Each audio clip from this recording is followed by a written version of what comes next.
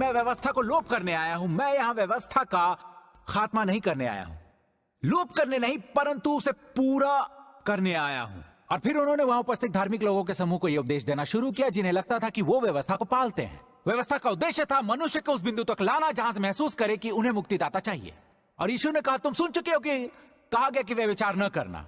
उनमें से कुछ फरीसियों का कहना था, हाँ आमीन, मैंने हत्या नहीं की। और फिर यीशु ने उन्हें व्यवस्था का विशुद्ध रूप दिखाया। उन्होंने कहा, हाँ तुमने किसी की भौतिक रूप में हत्या नहीं की। वो कहते गए, जो कोई अपने भाई से घृणा करेगा वो हत्या के दंड के योग्य होगा। वो यहां क्या कह रहे हैं? उनका क्या आशय है? हमें मुक्तिदाता चाहिए। यीशु बात आगे बढ़ाते और कहते, ध्यान दीजिए, वो कहते हैं तुम सुन चुके हो कि व्यभिचार न करना। उनका जवाब आया, हाँ मैं व्यभिचार नहीं करता। इस पर यीशु ने कहा कि जिस किसी ने भी कभी भी किसी स्त्री पर बुरी नजर डाली, जिसने कभी किसी स्त्री को देखा और उसके मन में पाप पैदा हुआ, तो वो व्यभिचार का दोषी है। यीशु उनसे क्या कहना चाह रहे हैं? तुम्हें मुक्तिदाता चाहिए। और फिर यीशु समझाते हुए कहते हैं, ठीक है, तुम्हें लगता है तुम व्यवस्था का पूरा पालन करते हो, तो तुम उस आग को ले क्यों फिरते हो जो तुम्हें ठोकर खिलाती है, जो कुदृष्टि डालती है? ध्यान से सुनिए, जब वो आपको ठोकर खिलाती है तो व्यवस्था के अनुसार आपको उसे निकाल कर फेंक देना चाहिए, उसे फेंक देना चाहिए। अगर आप व्यवस्था के तहत जीते हैं तो आपको संपूर्ण व्यवस्था का पालन करना होगा। आप अभी तक ये दाएं हाथ लिए घूमते हैं। मैंने देखा था जब इस दाएं हाथ ने तुम्हें अपराधी बनाया। व्यवस्था के अनुसार तुम्हें इसे काट के फेंक देना चाहिए, हाथ काट के फेंक दो। तुम्हें बिना हाथ मेरी महिमा करनी चाहिए, तुम्हें इन हाथों के साथ नहीं आना चाहिए, तुम्हें लूला ओह प्रभु की महिमा। आपने देखा वो क्या कर रहे थे? फिर वो उस घमंडी अमीर नौजवान राजा से टकराए जो उनके पास आया और बोला, हे उत्तम गुरु। तब यीशु ने कहा, तुम मुझे उत्तम क्यों कहते हो? कोई उत्तम नहीं, केवल एक अर्थात परमेश्वर। तू मुझे परमेश्वर कहता है? उसने पूछा, हे उत्तम गुरु, अनंत जीवन का अधिकारी होने के लिए मैं क्या करूं? अगर आज उसने ये प्रश्न पूछा होता तो मैं बस इतना कहता कि प्रभु पर विश्वास रखो, उद्धार होगा और अनंत जीवन के अधिकारी बनोगे। यीशु ने कहा कि मैं इसे आत्मा के मार्ग से नहीं समझाऊंगा, बल्कि इसे व्यवस्था के दृष्टिकोण से रास्ते पर लाऊंगा, क्योंकि ये मुझे अपना घमंड दिखा रहा है। इसे व्यवस्था का पालन का अभिमान है। फिर यीशु ने 6 धर्म आज्ञाओं का उल्लेख किया जो मनुष्य को नहीं करनी चाहिए थी। तब अमीर नौजवान राजा ने कहा, मैं इन सबको लड़कपन से ही मानता आया हूं। ये उसका घमंड था। और जब भी आप व्यवस्था पालन को लेकर अपने घमंड का प्रदर्शन करते हैं तो यीशु से आपको हमेशा यही जवाब मिलेगा, तुझ में एक चीज की घटी है। ये सुन, यीशु ने उससे कहा कि अपना सब कुछ बेचकर कंगालों में बांट दे और तुझे स्वर्ग में धन मिलेगा, और आकर मेरे पीछे हो ले। और वो ये सुनकर उदास हुआ क्योंकि वो बड़ा धनी था, पर हम जानते हैं कि वो धन का नहीं, धन उसका स्वामी था। अब समझे यीशु अमीर नौजवान राजा से क्या कह रहे थे? तुम्हें एक मुक्तिदाता चाहिए। वो चाहे कोई भी हो जो व्यवस्था पर टिके रहने का अभिमान करता है, वो जान ले कि व्यवस्था का पूरा पालन कोई नहीं कर सकता। यीशु कहते हैं उसे मुक्तिदाता की आवश्यकता है। प्रभु ने व्यवस्था इसलिए सौंपी है ताकि हम पतन के उस चरम बिंदु पर पहुंच जाए जहां से हमें मुक्तिदाता के अतिरिक्त और कोई ना दिखाई दे, जहां से हम जान जाए कि हमारी सारी कोशिशें, हमारे सारे प्रयास बेकार है। हमें मुक्तिदाता चाहिए। मुझे वो मुक्तिदाता चाहिए जो अकेला ऐसा था जिसने व्यवस्था का पूरा पालन किया, और उसका नाम यीशु है। आप सुन रहे हैं? व्यवस्था का यही उद्देश्य है। वो आपको पवित्र बनाने के लिए नहीं उतरी थी, वो आपको शुद्ध करने के लिए नहीं आई थी। मूसा की व्यवस्था इसीलिए वजूद में आई ताकि मनुष्य इतना नीचे गिर जाए जहां से केवल और केवल मुक्तिदाता ही उसे उबार सके। और यीशु का धरती पर आने का मकसद था, पहला तो यह कि वो आपको दिखा सके कि आपने व्यवस्था का पालन नहीं किया है और आपको मुक्तिदाता चाहिए। फिर यह कि उन्हें प्रसंविदा के लिए मार्ग तैयार करना था, यानी उस प्रसंविदा के लिए जिसमें प्रभु ने कहा कि मैं करूंगा, मैं करूंगा, मैं करूंगा, जबकि पुरानी प्रसंविदा में था तुम करोगे, तुम करोगे, तुम करोगे। प्रभु की महिमा हो। तो मैं समझू कि आप यह समझ चुके हैं। ठीक है, आज के विषय पर आगे बढ़ते हैं। ऐसा क्या हुआ था जो परमेश्वर ने इब्राहिम से बात करना बंद कर दिया? उन्होंने कहा, तुम जो व्यवस्था के अधीन होना चाहते हो मुझसे कहो। क्या तुम व्यवस्था को नहीं सुनते? ये लिखा है कि इब्राहिम के, देखिए वो हमें क्या संदेश देना चाहते हैं। यहां लिखा है कि इब्राहिम के 2 पुत्र हुए। एक पुत्र हुआ दासी से और एक स्वतंत्र स्त्री से। देखिए कि व्यवस्था मनुष्य को बंधन में डालती है और अनुग्रह मनुष्य को आजादी देता है।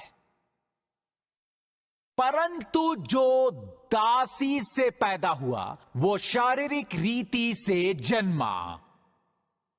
अब यहां शारीरिक रीति से पैदा होने का क्या आशय है? शारीरिक रीति से पैदा करने का आशय या अर्थ है स्वयं के प्रयासों से जन्म देना, कर्म के द्वारा जन्म देना। तो यह प्रभु के द्वारा जन्म नहीं है, यह प्रभु की शक्ति से नहीं है। इसके लिए जो भी प्रयास हुआ वो मनुष्य की ओर से हुआ। यह स्वयं का प्रयास है, यह मनुष्य का कर्म है, पवित्र आत्मा का नहीं। धर्मशास्त्र यहां किसकी बात कर रहा है? दासी के पुत्र की। और दासी कौन है? हाजिरा। उसका पुत्र शरीर से पैदा हुआ था, और जो स्वतंत्र स्त्री से पैदा हुआ, यहां किसकी बात है? सारा। वो प्रतिज्ञा के अनुसार जन्मा। अब पवित्र आत्मा की जो प्रतिज्ञा है, वो प्रतिज्ञा तो पूरी होनी है, जिसके मुताबिक एक पैदा हुआ था व्यवस्था से और एक पैदा हुआ था प्रतिज्ञा से। एक दास बनने के लिए जन्मा था और दूसरा जन्मा था स्वतंत्र मनुष्य बनने के लिए। अब देखिए वचन 24, इन बातों में दृष्टांत है। चलिए मैं आपको इसका मतलब बताता हूं। दृष्टांत का मतलब है प्रतीकात्मक अभिव्यक्ति। अगर आसान शब्दों में इसका मतलब है चित्रों के जरिए किसी बात को नए रूप में बात कहना। चित्रों और चिन्हों की मदद से किसी गूढ़ और अलग विषय को भी आसानी से समझाया जा सकता है। क्या आप समझ रहे हैं मैं क्या कह रहा हूं? अब ये देखिए, इन बातों में दृष्टांत है। ये स्त्रियां मानो दो वाचाएं हैं। एक तो सीना पहाड़ की, जिससे दास ही उत्पन्न होते हैं, और वो हाजिरा है। वचन 24 में कहता है, इन बातों में एक दृष्टांत है। ये दोनों स्त्रियां मानो दो वाचाएं हैं। एक वाचा सीना पहाड़ से उतरी थी, जहां व्यवस्था सौंपी गई थी, और जो दासों को उत्पन्न करती है वो हाजिरा है। याद रखिए, जब सीना पहाड़ से व्यवस्था उतरी, धर्मशास्त्र कहता है जिस दिन व्यवस्था सौंपी गई उसी दिन सीना पहाड़ की तलहटी में 3000 लोगों की मृत्यु हो गई। और हाजिरा सीना पहाड़ है। और वचन 25 कहता है कि और हाजिरा मानो सीना पहाड़ है, और हाजिरा मानो अरब का सीना पहाड़ है। और आधुनिक यरूशलेम उसके तुत्य है, क्योंकि वो अपने बालकों समेत दासत्व में है। पर ऊपर की यरूशलेम यीशु मसीह का साम्राज्य स्वतंत्र है। वो किसकी बात कर रहा है? सारा की। और वो हमारी माता है। तो ऐसा यरूशलेम ऐसा भी है जो दासता के बंधनों में है, और ऐसा भी है जो स्वतंत्र है। और जो विश्वासु है हमारे जैसा, वो सारा की संतान है। हालेलुया। ठीक है, अब देखिए वचन 27, क्योंकि लिखा है, इसमें लिखा है कि हे बांझ, तू जो नहीं जानती आनंद कर, तू जिसको पीड़ाए नहीं उठती गला खोलकर जय जयकार कर, क्योंकि त्यागी हुई की संतान सुहागिन की संतान से भी अधिक है। मैं चाहता हूं आप समझे कि वचन 27 का क्या अर्थ है। इसमें लिखा है कि हे बांझ, तू जो नहीं जानती आनंद कर, तू जिसको पीड़ाए नहीं उठती गला खोलकर जय जयकार कर। अब जानते हो क्या कह रहा है? तुम जो संतान पैदा नहीं कर सकती,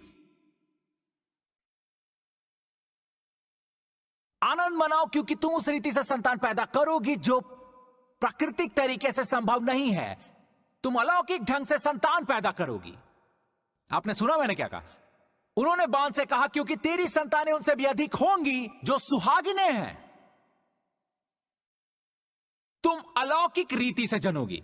देखा आपने, क्योंकि आप सारा की संतान है, तो आपके लिए चीजें अलौकिक ढंग से भी आएंगी। आपको प्राकृतिक तरीकों पर मोहताज नहीं होना होगा। आपके लिए चीजें अलौकिक प्रक्रिया से आएंगी। आप नहीं समझ रहे मैं जो कह रहा हूं? देखिए, सारा प्राकृतिक ढंग से संतान को जन्म देने में असमर्थ थी, लेकिन अलौकिक रीति की मदद से उन्होंने इसहाक को जन्म दिया, और वो अलौकिक संतान था।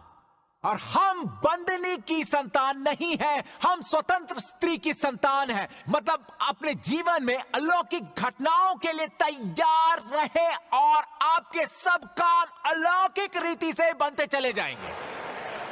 वो आप सुन रहे हैं जो मैं कह रहा हूं?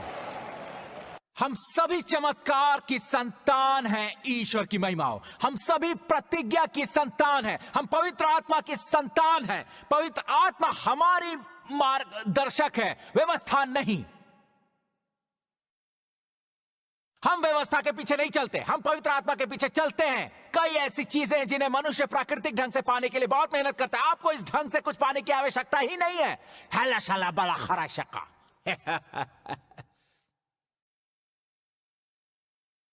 हाला बाला शाला। देखिए, अब आप अनुग्रह के अंतर्गत जीते हैं, व्यवस्था के अंतर्गत नहीं। आप पवित्र आत्मा के रास्ते पर चलते हैं। हालेलुया। आप पवित्र आत्मा का अनुसरण करते हैं। यह आसान है। सुनिए, व्यवस्था के रास्ते पर चलते हुए जीवन बिताना बहुत आसान है और आप इस रास्ते पर चल सकते हैं। यह रास्ता शरीर का है, लालसाओं का है कि ये करो वो करो, मुझे चाहिए, और हमेशा ऐसा ही चलता रहेगा। नहीं नहीं, सुनिए, प्रभु ने क्या कहा है। तुम सभी सारा की संतान हो, तुम पवित्र आत्मा के साए में आगे बढ़ोगे। प्रभु, मेरी बेहतरी इसी में है कि आप मुझे रास्ता दिखाए, क्योंकि जब पवित्र आत्मा आपका मार्गदर्शन करती है तो आप बिना ये जाने कि वो आपको कहां ले जा रही है उसका अनुसरण करना होता है। आप नहीं जानते कि वो आपको कब और कहां पहुंचाएगी, पर अगर आप उसके पद चिन्हों पर चलते हैं तो मंजिल को पा लेते हैं। हम पवित्र आत्मा की संतानें हैं। पवित्र धर्मशास्त्र क्या कहता है? इसलिए कि जितने लोग, रोमियो अध्याय 8 वचन 14, इसलिए कि जितने लोग परमेश्वर की आत्मा के चलाए चलते हैं वही परमेश्वर के पुत्र हैं। आप अपने को परमेश्वर का पुत्र पुत्री नहीं कह सकते अगर पवित्र आत्मा आपकी अगुवाई नहीं करती। अगर आपने आपको मूसा की व्यवस्था के अनुसार चलने के लिए समझा लिया बजाय पवित्र आत्मा के पीछे चलने के, तो आप ईश्वर के पुत्र पुत्री नहीं बन सकते। देखिए, ईश्वर पुत्र और पुत्रियां चाहता है, हालेलुया, जो अलौकिक शक्ति के पीछे चले, और कोई भी व्यवस्था के अंतर्गत ऐसा नहीं कर सकता। आपको व्यवस्था के चुंगल से आजाद होना होगा, तभी आप परमात्मा के साथ जुड़ सकते हैं। आपको नंगे पैर चलने वाला अनुयायी बनना होगा और जहां प्रभु ले जाए बिना सोचे उस ओर बढ़ना होगा। कोई पूछेगा तुम्हारी मंजिल क्या है? मुझे नहीं पता मैं कहां बढ़ रहा हूं, पर मैं जानता हूं मैं प्रभु का पुत्र हूं, मैं प्रभु की पुत्री हूं। वो जहां चाहे मुझे ले जाए, वो जहां चाहे मुझे ले जाए। यहोवा मेरा चरवाहा है, मुझे कुछ घटी ना होगी। वो मुझे कहां ले जाना चाहता है? हरी चराइयों में। वो मुझे कहां ले जाता है? सफलता की ओर। वो मुझे कहां ले जाता है? समृद्धि की ओर। वो मुझे कहां ले जाता है? मुक्ति की ओर। व्यवस्था आपको वहां नहीं ले जा सकती जहां पवित्र आत्मा ले जा सकती है।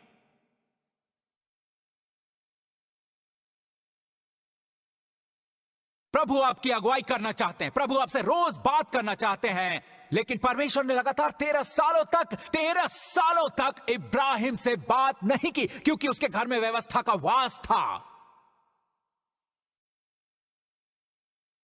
उसके घर में व्यवस्था रह रही थी। वचन 28 और 29 देखिए, अगर आप उसी अध्याय पे हो तो मेरी कोशिश है मैं ज्यादा उतावला ना हूं, पर देखिए यहां प्रभु के पुत्रों का कैसा भव्य प्रत्यक्षीकरण सामने आ रहा है। ऐसा तब होता है जब हम व्यवस्था से मुंह मोड़कर आत्मा की ओर मुड़ते हैं और पवित्र आत्मा का अनुसरण करने की प्रतिज्ञा लेते हैं। हल्लेबल्लाशाला, ठीक है। अनुवाक्य 28, हे भाइयों, हम इसहाक की नाई प्रतिज्ञा की संतान हैं।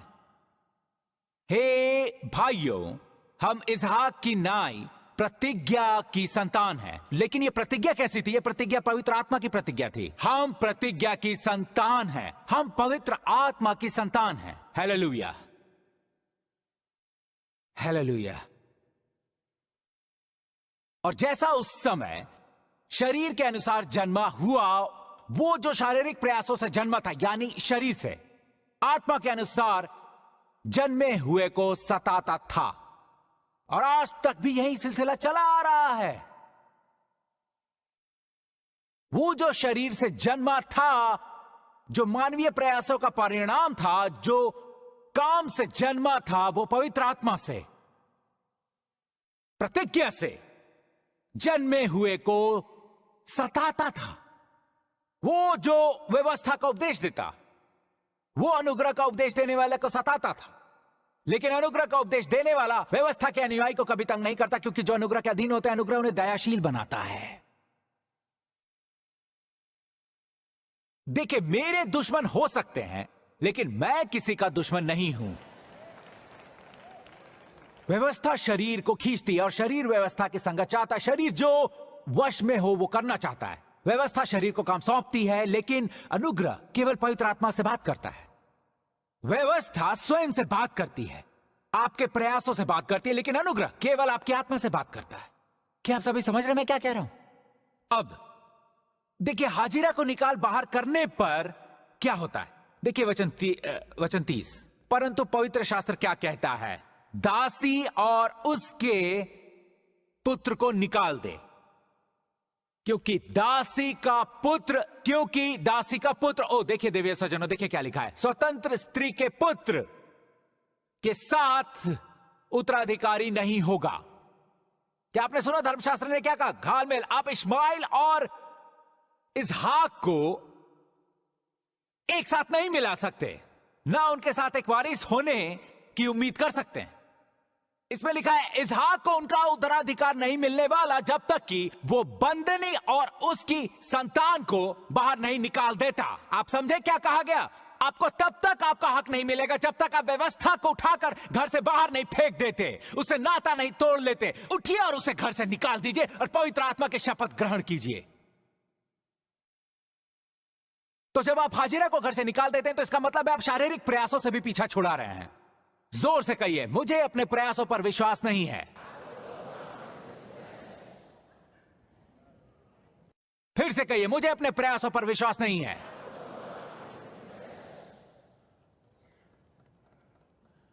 फिर से कहिए, मुझे अपने प्रयासों पर विश्वास नहीं है। ठीक है, अब इसका क्या मतलब? इस उपदेश पर वापस जाइए। मैं वास्तव में मैं एक आत्मा हूं। मेरे पास एक बुद्धि है, इच्छाएं और भावनाएं हैं, और मैं एक शरीर, लेकिन मेरी असली पहचान मैं एक शरीर में रहता हूं। मेरी एक रूह है। जब मैं विश्वासी बना, विश्वासु बनने का क्या अर्थ है? आत्मा का विश्वासु बनना। मेरी रूह को नए रूप में ढलने की जरूरत है और मेरा शरीर भी मेरे दिमाग के पीछे इसी राह पर चलना शुरू कर देगा। तो एक ईसाई जो विश्वासु है, धर्मी है, जिसकी आत्मा शुद्ध है, वो भी पाप करता है। इसकी वजह है कि पाप शरीर में वास करता है और बुद्धि ने नया रूप धारण नहीं किया है। भले ही आप विश्वासु हो, लेकिन अगर आपने अपने विवेक को प्रभु के शब्द के अनुसार परिवर्तित नहीं किया तो आपका विवेक और शरीर पाप के साथ जुड़ जाएगा, पाप उनमें घर कर जाएगा। और अगर आप सही तरीके से पाप को रोकने की चेष्टा करना चाहते हैं तो आपको अपने शरीर और आत्मा को अपनी अंतरात्मा के साथ जोड़ना होगा, जिसके लिए प्रभु के शब्द से जुड़ना आवश्यक है। आप चाहे तो इस सही तरीके की बजाय शारीरिक तरीका भी अपना सकते हैं। यहां धर्मशास्त्र कहता है अगर आप शरीर की लालसाओं की पूर्ति से दूर रहना चाहते हैं तो आपको पवित्र आत्मा का अनुसरण करना ही होगा, क्योंकि अगर आप पवित्र आत्मा की अगुवाई में नहीं चलते तो आप वही करेंगे जो शरीर चाहता है। शरीर के पीछे चलना आपकी इच्छा पर है, आत्मा के पीछे चलना आपकी इच्छा पर है। कुरिन्थियों अध्याय 1:26 कहता है, न शरीर के अनुसार बहुत ज्ञानवान और न बहुत कुलीन बुलाए गए। शरीर से ज्यादा लोग ज्ञानवान नहीं बने तो आप ज्ञानवान, मजबूत और कुलीन बन सकते हैं। निर्भर करता है अगर यीशु हमारे स्वभाव को देखकर इस पर सहमत हो जाए तो हम सभी के अंदर ईश्वरीय स्वभाव होता है। हम विश्वासु बने हैं और हमारे भीतर प्रभु का स्वभाव है। अब निर्भर यह करता है कि शरीर स्वभाव के विपरीत जाता है या नहीं। आत्मा पर निर्भरता का जीवन जीने का मतलब है अपने वास्तविक रूप से भी बढ़कर जीना। मैं आत्मा पर निर्भरता का जीवन जीता हूं। शरीर का अनुसरण वो विचारधारा है जो शब्द के विपरीत जाती है। शरीर के सब प्रयास प्रभु के शब्द के विपरीत दिशा में ही चलते हैं। शरीर का मतलब है स्वयं को चालाक बनाना, मजबूत बनाना और मशहूर बनाना, किंतु ये शब्द प्रभु के विपरीत हैं। शरीर न केवल आपसे उटपटांग चीजें करवाता है बल्कि ये चाहता है उसकी अपनी पहचान हो।